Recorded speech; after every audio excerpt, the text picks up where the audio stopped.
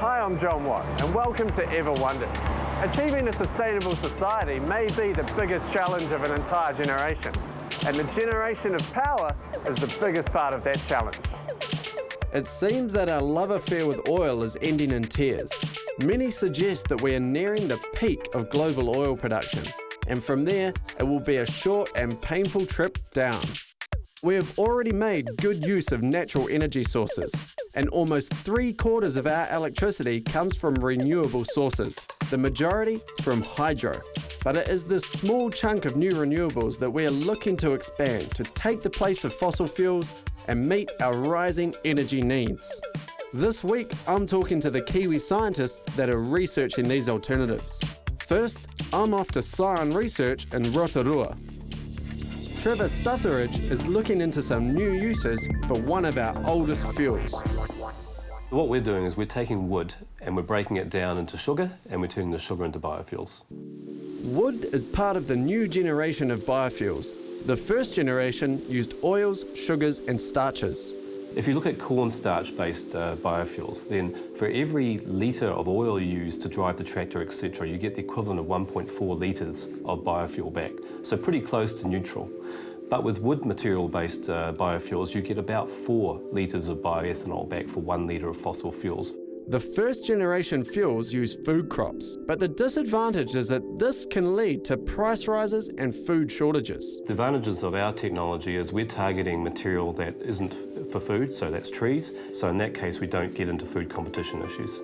New forests can be grown on land that is currently of very little value. We think there's more than enough land to double the forest estate in New Zealand. Under that scenario, we could replace 65% of all the fossil fuels in this country. Scion are currently refining their methods, using a small-scale pilot plant to take the wood through the first stage of processing. The scientist charged with perfecting their techniques is Ian Suckling. Right, and so what have we got here? So these are chips from radiata pine. They're the starting material for our process. Radiata pine is used because it grows quickly in New Zealand conditions. But these chips have to be broken down further with some pretty serious kit called a refiner motor. What's actually inside it is over refiner plates here. Alright. You can see here the chips come in the centre. Yeah. And then they exit out through there and they appear out of there as pulp. Oh, so the teeth get smaller and smaller. So the chips get smaller and smaller, broken up, just like you would in a grinder, that you might grind up meat. Now that the mechanical breakdown is complete, the chemical breakdown can begin. We get the pulp out of the mill that comes down, and that's a sample of it there. We then dilute it with water and we get a mixture like this material here. Then we add the enzyme. An enzyme is a protein that speeds up chemical reactions. In this case, Ian's goal is to break the long chains of cellulose and hemicellulose down into simple sugars. The solution is also heated and gently agitated to give the chemical reaction some extra energy. As a result of it comes out of that, you get out a solution containing the simple sugars and then a residue that's left behind. Ian then checks the results of this process by testing for sugar. So what kind of yields are we getting? So we're getting up to almost 70% there, which we're quite encouraged with, and the higher that we can do, the better. The sugars can then be fermented into biofuels. We can make ethanol or biofuels. Can we do it cheaply enough? That's the challenge. Trevor's fuel currently costs $1.64 per litre, whereas, not including the tax we pay at the pump, a litre of 91 costs around the $1 mark. But as Trevor and Ian refine their processes, their fuel will get cheaper, while the cost of petrol is only heading one way. We believe the break-even for our fuel is about $90 a barrel. So once oil reaches $90 a barrel, it makes sense to consider biofuels. The oil price today is around $75 and will surely continue to rise as our global reserves run dry. It's a race against time to find a suitable energy replacement for oil. And what better replacement than, well, oil? Nick Gerritsen is making crude oil from one of the most abundant plants on Earth, algae. What people have forgotten is that, the crude oil that we pull out of deserts was actually largely algae originally, except it's taken millions of years or tens of millions of years. What we've done is that we've turned it into a real-time event. The site Nick chose to find his algae is a sewage works. Here the algae thrive in the nutritious waste of Blenheim's 30,000 residents. The algae spores settle in the water, photosynthesize, they eat the nutrients, and so their role here really is a clean-up role. So where do you plug in? We plug into the discharge point where the algae's done its thing, so rather than the water going out into the ocean, it can go into our gear.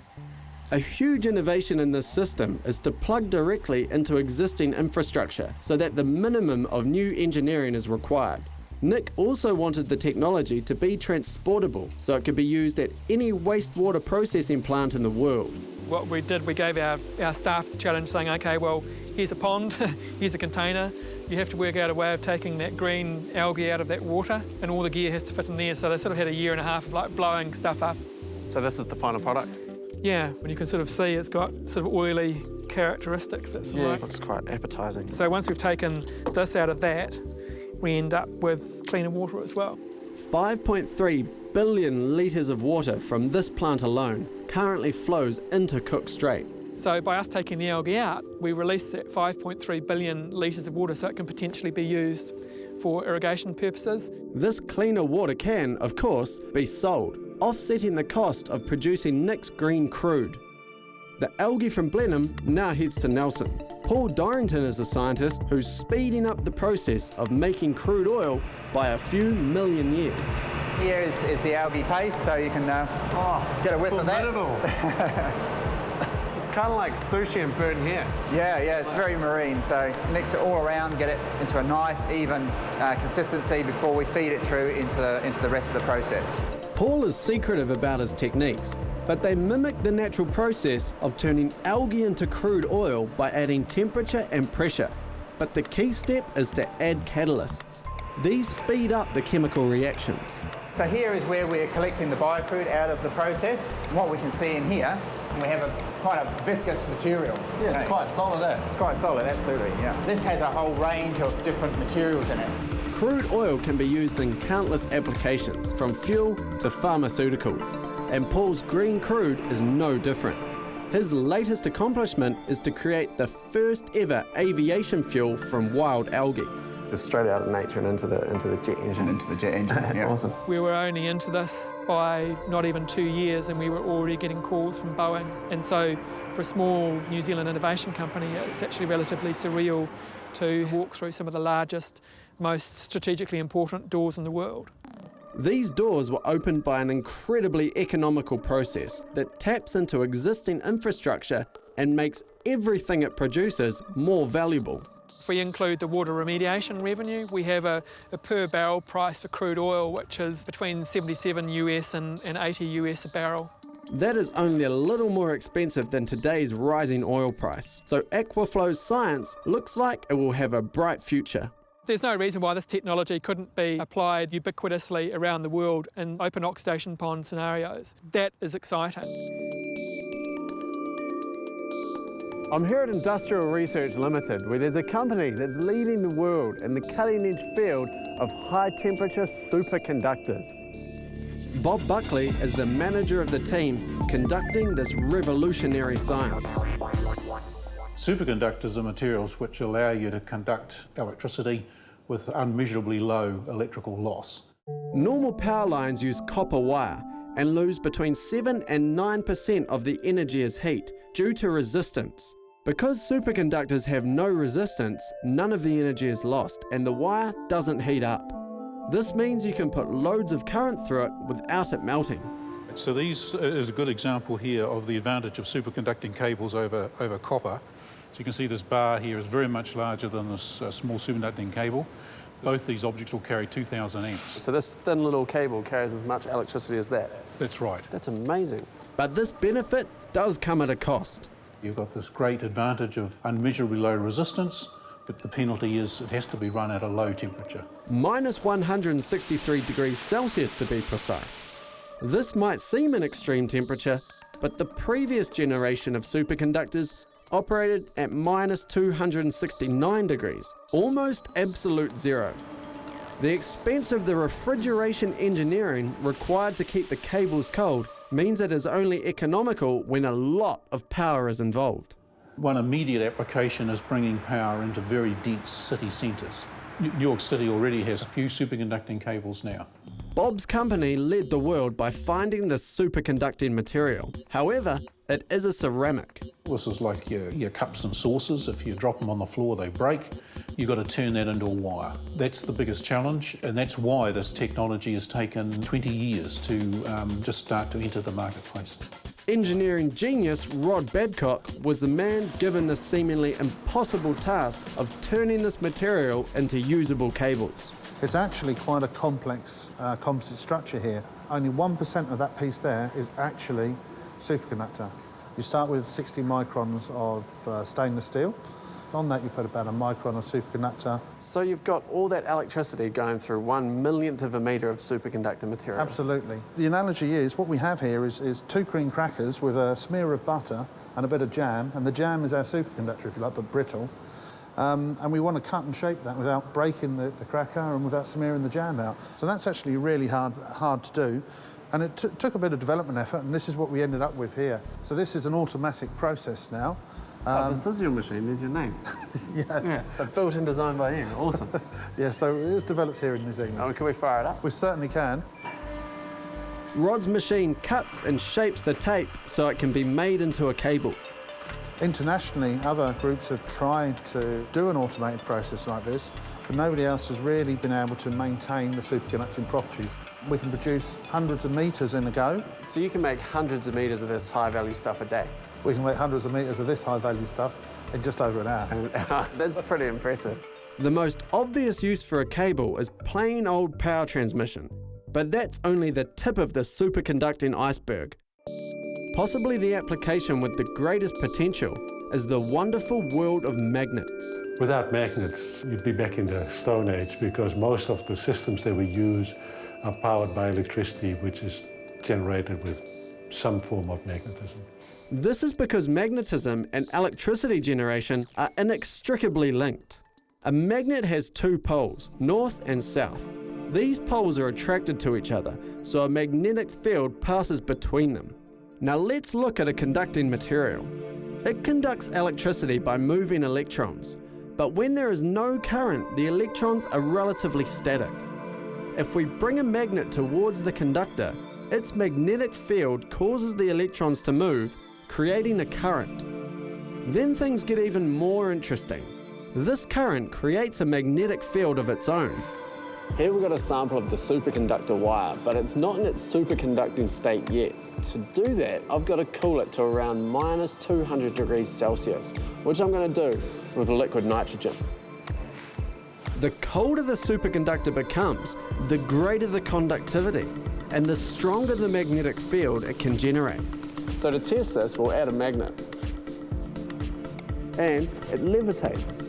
So the superconductor has become strongly magnetic and created a force large enough to defy gravity. I could play with this for hours. So using superconductors in electricity generation can make things smaller. Making things smaller also enables things to be done that simply weren't possible before. So if you take wind generators, for example, maximum power you can get is about 5 megawatts, because they become physically too large and too heavy to have a generator high up on a tower. So by making them smaller, you can now go to something like 10 megawatts. So there'll be less wind turbines, but generating much more power. The discoveries of Industrial Research Limited are already worth tens of millions of dollars to the New Zealand economy, with that expected to rise to hundreds of millions in the near future. In New Zealand, we can do internationally competitive research, and that's happening now and opening up significant commercial opportunities for New Zealand and New Zealanders. The fastest growing form of power generation in New Zealand is geothermal. I've come to find out about a project that's hoping to solve New Zealand's energy problems by harnessing the awesome forces below our feet. Greg Bignell from the Institute for Geological and Nuclear Sciences uses his geology skills to hunt down the superheated fluid required for power generation. We're exceedingly lucky that New Zealand is blessed with these geothermal resources. It's having a huge impact on the country. We're up to 15% of electricity is now being generated from geothermal resources. The first geothermal plant in the country was Waiareke Power Station. So you can hear that awesome rumbling, you can even feel it vibrate. I mean, there's a lot of power in this. What you can hear is the mixture of steam and liquid racing down the pipelines, spinning around and separating the liquid phase from the steam phase. Geothermal power works by extracting extremely hot fluid from deep below the Earth's surface. The steam from this is used to drive a turbine before being injected back into the ground to heat up and begin the process again. But in the new generation of geothermal plants, the hot fluid can also be used to create even more electricity at a binary plant. So what happens in the binary plant? The binary plant is a big heat exchanger. The separated water heats the working organic fluid isopentane, which boils at about 35, 36 degrees. It vaporizes and goes through a turbine and generates electricity as well. So you're getting more bang for your buck. Absolutely, that's what we want. Awesome. The geothermal industry in New Zealand has developed the low-hanging fruit. If we drill deeper and find hotter resources with greater energy, the potential is there to virtually run the country on geothermal resources. The low-hanging fruit were picked at around a depth of 3 kilometres, but the drilling is now expected to go as deep as 6 kilometres. These are the types of rigs that we'll be drilling hotter and deeper in the future. Right, I mean, it looks like a huge project. It's an expensive process. We're looking at $30 million just to drill the hole. It's a very expensive process, and that's why we have to get the science right and have to get the engineering right. In order to persuade the power companies to make the investment, Greg does a huge amount of research that can build up models of what lies beneath. One tool that helps him paint this picture is the fluid that is trapped within tiny pieces of crystal.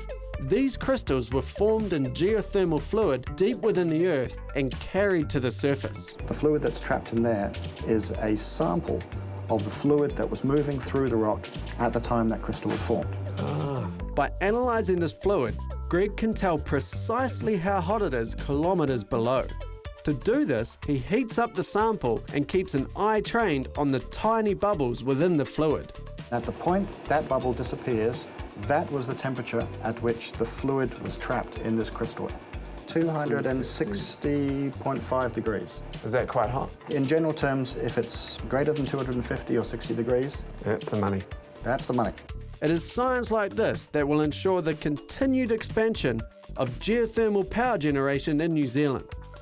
Personally, it's great to feel that you're using your science and actually contributing something to the country. Geothermal is only one method of extracting energy from water.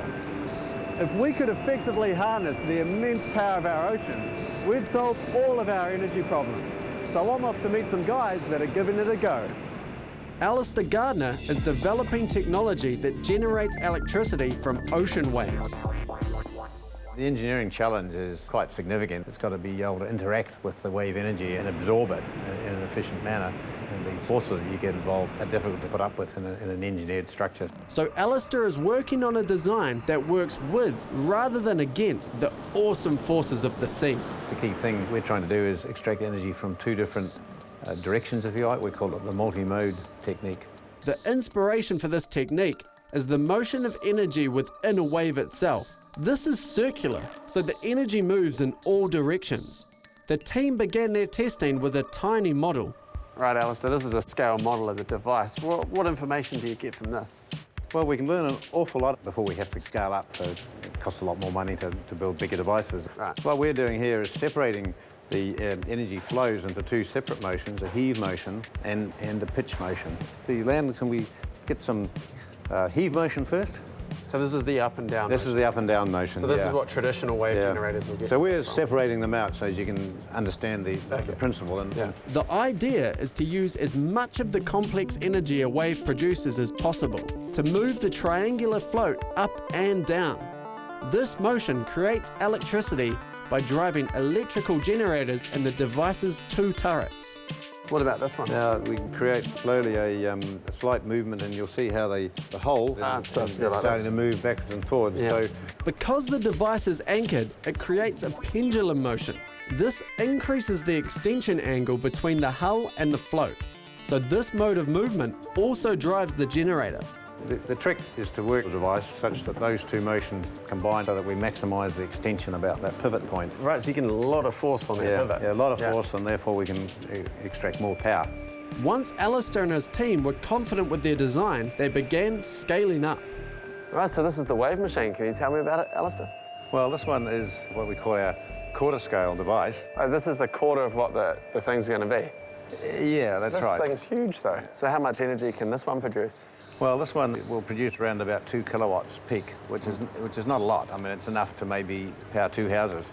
We are talking about going to a half-scale device, getting 10 times the power that we get out of this one. Right. And a full-scale device will be 10 times the power again. So we're talking about So 100 times. More. Yeah. So our full-scale device will have round about, we estimate at the moment, 200 kilowatts of peak power. So that's we think that's a level that starts to look commercial. So it's like 200, 300 houses, that kind of thing.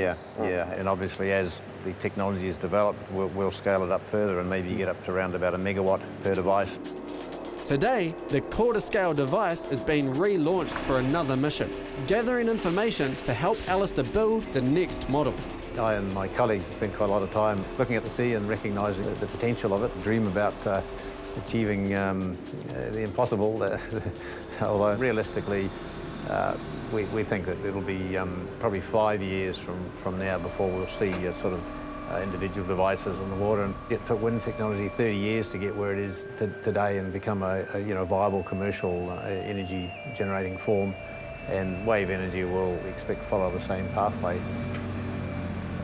New Zealand is clearly blessed with natural sources of power, and our scientists are working hard so that the dream of having an energy mix that is 100% renewable may soon become a reality.